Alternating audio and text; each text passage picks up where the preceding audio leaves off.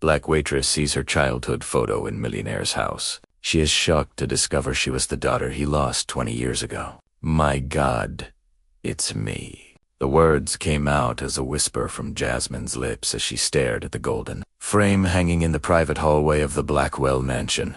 Her fingers trembled, almost dropping the crystal tray she was carrying. There, framed like a precious relic, was a photo of her at age 4. The same shy smile, the same unruly curls, even the little pink dress she vaguely remembered wearing. But how on earth did her childhood photo end up decorating the wall of one of Chicago's wealthiest families? Jasmine Mitchell, 24, had served champagne at dozens of high society events, but she never expected to find pieces of her lost past in a mansion where it cost more than $1,000 to step on the marble floor. Raised in foster homes since she was a baby, she always knew there were gaps in her history. Social workers spoke vaguely of difficult circumstances and documents lost in a fire, but never in her worst nightmares did she imagine that the answer was hanging on the wall of Richard Blackwell, the same man who half an hour earlier had walked past her as if she were invisible. "Hey! You! What are you doing here?" The security guard's harsh voice brought her back to reality. Employees are not allowed in the private wings. "Sorry, I got lost looking for the bathroom," Jasmine lied, forcing a smile as her heart raced. She memorized every detail of that photo before walking away. Back in the main hall, her eyes automatically searched for Richard Blackwell among the guests. There he was, impeccable in his tailored tuxedo, talking about his charitable foundation for underprivileged children, while the millionaires in attendance applauded his generosity. What cruel irony. The man who talked about helping abandoned children had a photo of his own abandoned daughter, decorating his home like a secret trophy. Jasmine watched Richard's every gesture, every word, every calculated smile. There was something in his eyes when he spoke of second chances and broken families, a thinly veiled guilt that she recognized immediately. When Richard casually mentioned the personal tragedy that motivated him to help other families, Jasmine felt her blood run cold. Personal tragedy. She hadn't died. She had been abandoned. "Life sometimes forces us to make impossible decisions," Richard continued, his voice heavy with rehearsed emotion. "Lucian, a daughter changes a man forever. Losing or discarding." In that moment, as she watched the man who was probably her biological father receive congratulations for his courage to turn his pain into purpose, Jasmine made a decision that would change both their lives forever. She was going to find out the whole truth. And when she did, Richard Blackwell was going to pay dearly for every lie he had told, every tear she had shed, every night she had spent wondering why she wasn't good enough to be loved. But while everyone applauded the philanthropist of the year, no one noticed the smile that formed at the corner of Jasmine's mouth. It wasn't the smile of a daughter finding her lost father. It was the smile of someone who had just discovered their enemy's weak spot. If you feel like this story goes way beyond a simple family reunion, you're right. Subscribe to the channel because what Jasmine was about to discover about Richard Blackwell would make his philanthropy seem like a joke compared to the revenge she had in mind. 3 days after the event, Jasmine couldn't get that photo out of her head. Every time she closed her eyes, she saw the innocent smile of the child she once was, hanging as a decoration in the home of the man who should have protected her. She needed answers. But where to start? Richard Blackwell was untouchable. CEO of a multinational company, board member of 3 universities, and ironically, patron of orphanages across the state. The man had built an empire on his own hypocrisy. That's when she remembered Marcus, the veteran bartender who worked at all of Chicago's elite events. If anyone knew the dirty secrets of those people, it was him. Blackwell. Marcus almost choked on his coffee when Jasmine mentioned the name. "Girl, you don't want to mess with that man. He has tentacles everywhere." "Why do you say that?" Jasmine asked, pretending to be casual as she wiped the glasses.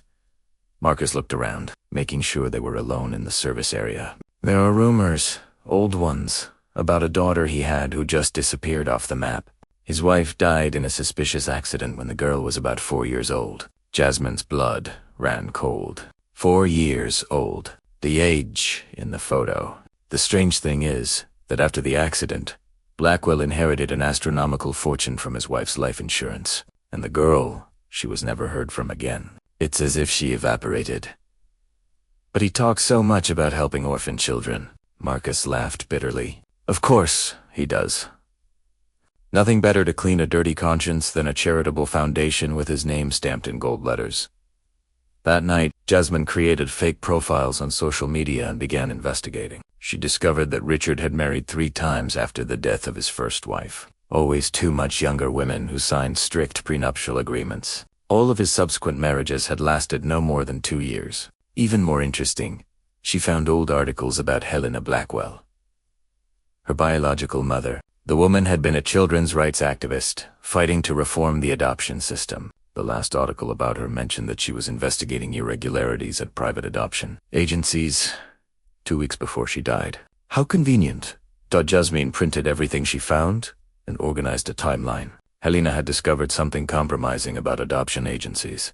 2 weeks later, she died in an accident. Richard inherited everything, and his daughter mysteriously disappeared. She needed more information, and she knew exactly where to get it. Margaret Santos, a retired private investigator who frequented the cafe where she worked in the mornings. Margaret, I need a favor, Jasmine said, pouring the extra strong cappuccino the woman always ordered. From the sound of it, I'm guessing it's not a small one. I need information on someone important. Margaret studied Jasmine's face for a long moment. At 65, she had developed a keen instinct for recognizing when someone was desperate for justice. How much can you pay? I can work for you. Cleaning, organizing, whatever you need. Interesting.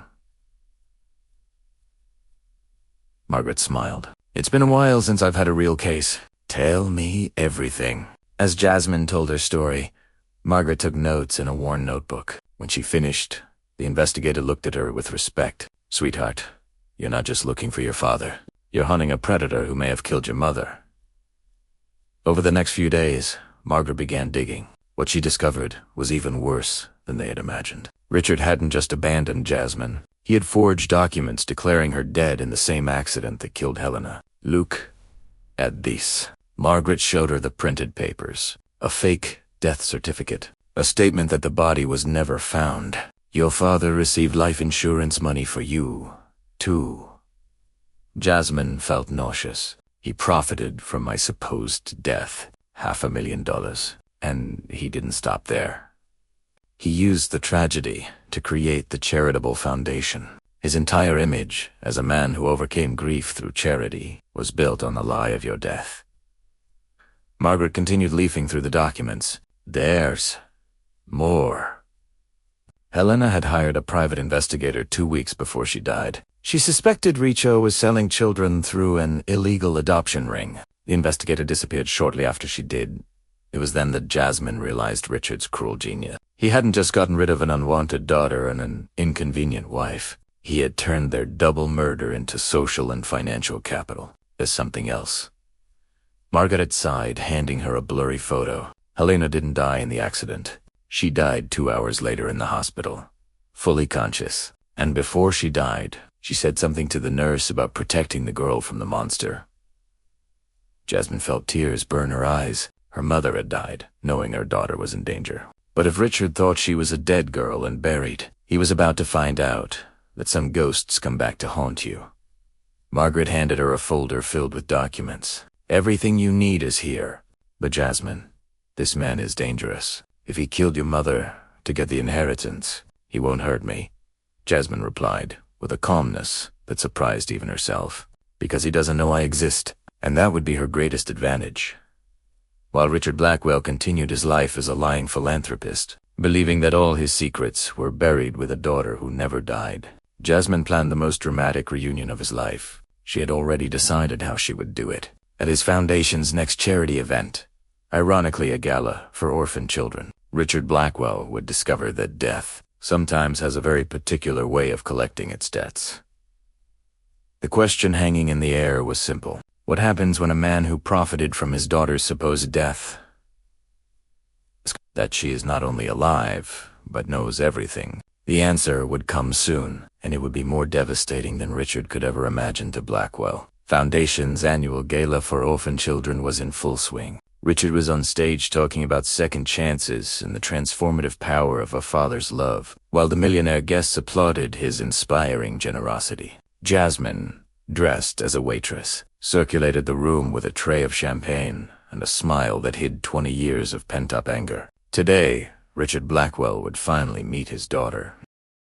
"Ladies and gentlemen," Richard continued his rehearsed speech, "as someone who tragically lost a daughter, I know the pain these children carry. That's why our foundation." That's when Jasmine approached the stage and took the microphone from an assistant. "Excuse me, Mr. Blackwell.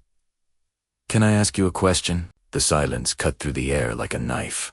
Richard looked at her with ill-concealed irritation. "Miss, shouldn't you be serving drinks?" "Of course. But as the daughter of orphans, your speech touched me deeply." Jasmine stepped onto the stage, ignoring the murmurs from the audience. "Especially when you said you lost a daughter. Can you tell us more about that?" Richard forced a smile. "Well, it was a personal tragedy. I'd rather not go into details." "That's a shame." Jasmine turned on the microphone. "Because I have some very interesting details about your lost daughter." Richard's expression changed instantly. His eyes narrowed as he studied Jasmine's face. For the first time, he really saw her. "First, she didn't die in an accident.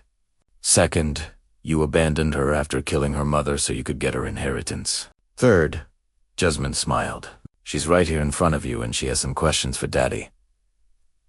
The blood drained from Richard's face. "You can't be Jasmine Helena Mitchell, or rather, Jasmine Helena Blackwell. Your daughter, whom you declare dead to collect $500,000 in life insurance." The audience exploded in murmurs. Richard tried to grab the microphone, but Jasmine stepped away. "Ladies and gentlemen, how about we get to know the real Richard Blackwell?" Jasmine pulled out a thick envelope. "Here are the fake death certificates he created for me and my mother. Here are the life insurance receipts he received for our deaths. And here," she held up an enlarged photo, "is Helena Blackwell's autopsy report showing that she didn't die in the accident. She was poisoned 2 hours earlier." Richard staggered. That's absurd slander." "Is it?" Jasmine pointed to the large screen behind the stage. "Then explain to me why you have my childhood photo hanging in your private office." The photo appeared on the screen, the same one Jasmine had secretly photographed in the mansion. But now everyone could see the inscription on the back, "To the most amazing dad in the world. I love you, Jasmine." The audience fell silent. 20 years, Richard." Jasmine turned to him. 20 years I grew up thinking I was worthless, that my parents had died and abandoned me. Meanwhile, you used our tragedy to build your image as a philanthropist, making millions in donations that never reached the real children." Margaret appeared at the side of the stage, signaling that she was recording everything. "But you know what's even funnier?" Jasmine laughed. "You hired me to serve champagne at the gala for the foundation you created on the back of our fake deaths. What a cruel irony, isn't it?" Richard tried to recover. "You have no real proof of any of this." Don't." Jasmine smiled. "Tres people. Did you get the files? I emailed you 5 minutes ago, including the recordings of Richard admitting to his lawyer that he got rid of the problem of his wife and daughter." The journalist's cameras began flashing wildly. Richard looked around, watching his reputation crumble in real time. "You?" he whispered, finally understanding the extent of the trap. "You planned all of this?" "Of course, I did. You taught me that revenge is best served cold. And Dad," Jasmine savored the word, 20 years is a long time to cool." The audience began to rise and leave, many calling to cancel their donations. Richard stood on stage alone, watching his entire life crumble as his dead daughter looked at him with the same coldness he had shown her 2 decades earlier. "Oh, and Richard," Jasmine stepped down from the stage, "you'll be thrilled to know that the FBI is on its way to arrest you for insurance fraud, murder, and money laundering," they said. "My evidence is more than sufficient." As the sirens began to wail outside, Richard Blackwell finally understood that he had seriously underestimated the daughter he thought he had buried forever. But as the handcuffs closed around his wrists, one question hung in the air. After 20 years of lies, betrayal, and revenge executed with surgical precision. Was it possible that a family destroyed by greed could find some kind of redemption? Or are some wounds too deep to heal, even when justice finally prevails? 6 months after Richard Blackwell's arrest, Jasmine sat in the office that had once belonged to the man who had tried to erase her existence. The plaque on the door now read, Helena Blackwell Foundation, Executive Director Jasmine Mitchell. The FBI had frozen all of Richard's assets after discovering that only 12% of the foundation's donations actually reached the orphan children. The rest financed the luxurious lifestyle of a man who had built his empire on corpses and lies. Ironic, isn't it? Commented Margaret, now her official assistant, leafing through the financial reports. He used her death to raise millions. And now you're using those same millions to do the work he pretended to do. Jasmine smiled as she signed a check for the construction of the 5th new orphanage. The money confiscated from Richard would be used for exactly what he had always promised, but this time for real.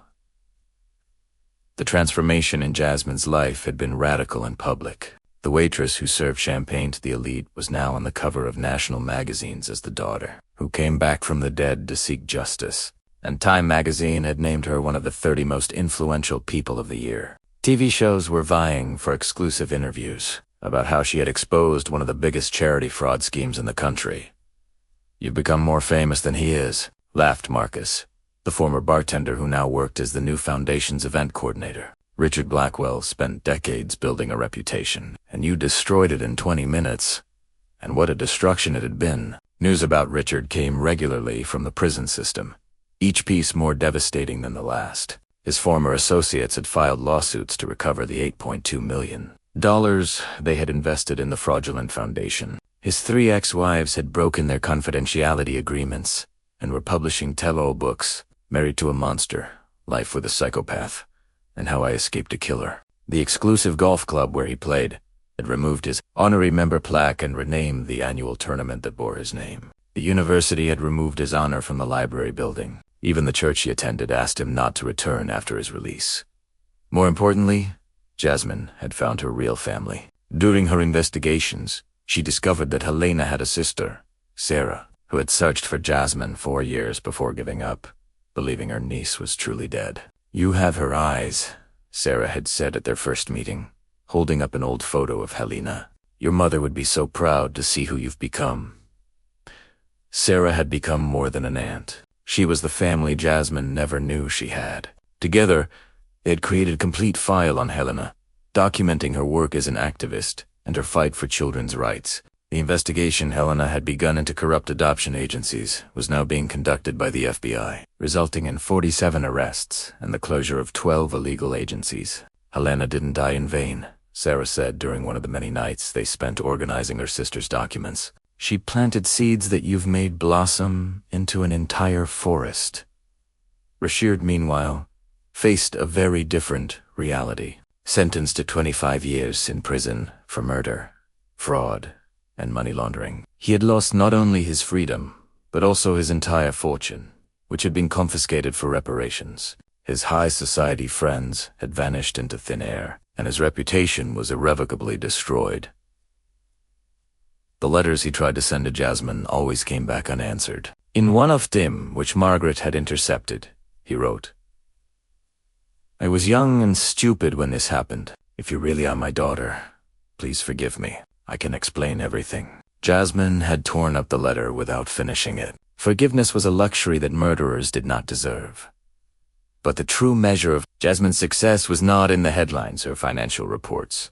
It was into 847 letters she received each month from children whose lives had been transformed by the new foundation. Jasmine, I got a scholarship to study medicine at Harvard, wrote 16-year-old Amanda. Thank you for teaching me that our past does not have to define our future. You inspire me to become a lawyer, said another letter from a 14-year-old boy. I want to defend children like you. Defended your mother. Thanks to the foundation, our family is finally reunited after 8 years apart, wrote a mother. My children are home.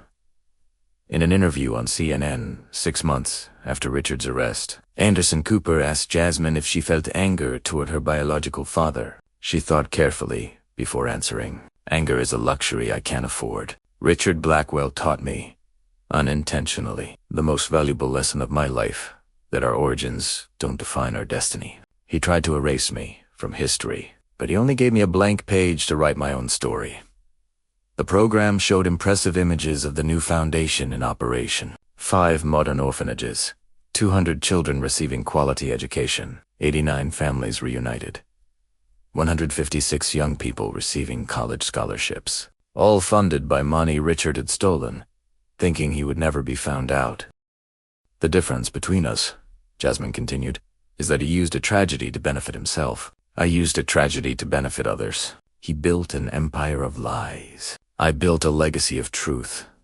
The last scene of the program showed Jasmine visiting Helena's grave for the first time. She had had a new pink marble headstone made, replacing the simple plaque that read only Helena Blackwell, 1975 to 2003, with a more complete message. Helena Blackwell, mother, activist, heroine. She fought for those who had no voice. Her daughter has completed the mission. We did it. Mom, Jasmine whispered, leaving a bouquet of white roses. The justice you sought has finally come, and you know what's best. It came through the daughter he tried to erase, but whom you raised to be indestructible. As she left the cemetery, her cell phone buzzed with a notification that made her smile. It was an alert that the foundation had broken another record. More money raised in 1 week than Richard had actually donated in his entire career as a philanthropist. That night, alone in her new apartment with a panoramic view of Chicago, Jasmine reflected on her journey. From an invisible waitress serving champagne to those who despised her, she had become the voice of thousands of children who, like her, had been abandoned by the system. The phone rang. It was Sarah, her aunt, calling as she did every night. "How was your day, dear?" Transformative, Jasmine replied, looking out the window at the city that now knew her as a heroine. 50 more children were adopted today through our program. How about you? I finished organizing Helena's journals. We're going to publish a book about her work. Jasmine smiled. Even in death, her mother was still saving lives. The best revenge hadn't been destroying Richard Blackwell, though that had been incredibly satisfying. The best revenge had been becoming everything he pretended to be, multiplied by 1,000, while he rotted in a cell, watching the news reports of how his dead daughter was building the legacy he had faked for decades. Richard had tried to erase Jasmine from history, but she hadn't just rewritten her own narrative. She had turned her pain into fuel to light the way for thousands of other children. Today, while Richard counts the days in cold cell, waking to the clang of bars and sleeping on concrete, Jasmine wakes every day in Egyptian silk, knowing she's living the life her mother dreamed for her. And that is a victory that no prison, no lie, no betrayal can take away. If this story of justice, family, and transformation touched your heart, subscribe to the channel